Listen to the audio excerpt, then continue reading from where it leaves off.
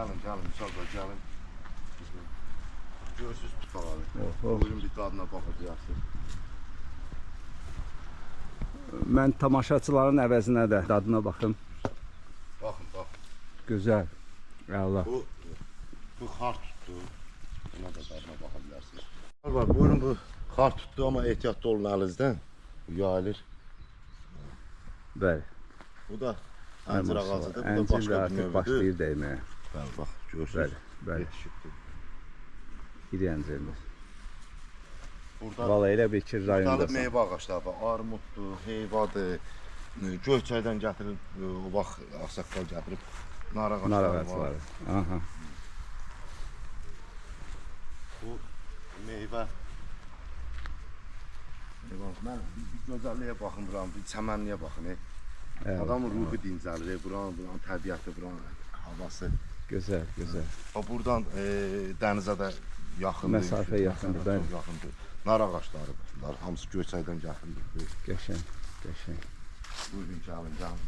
Qasım bəy, mən belə başa düşürəm, bu torpaq gətirilmə torpaq. Torpaq qara torpaqdır, bəli.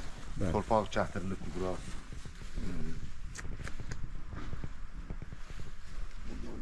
Buranın çəmənliyinə baxın.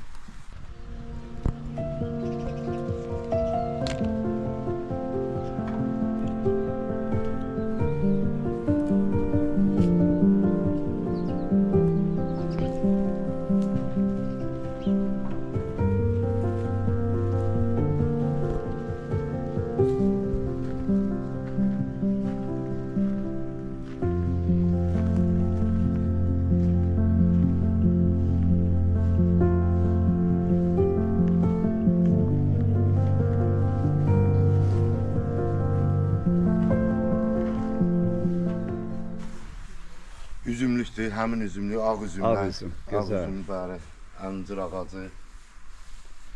Şimdi gəlin buradan, gəlin, zəhmət olmasa. Maşallah hiss olunur ki, ağsaqqal can qoyub burada. Burada yaşıllığa baxın. Burada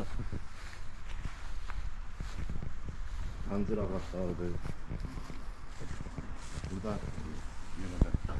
dequr saxlamağa. Onun yəqin nəvələr cəldir. Nəvələr, ağsaqqalın nəvələri. Bəli. Burada bir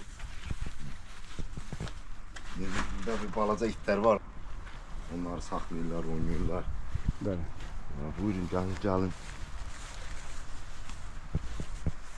Burada da uşaqlar üçün belə bir Nə gözəl. şərait yaradılıbdır.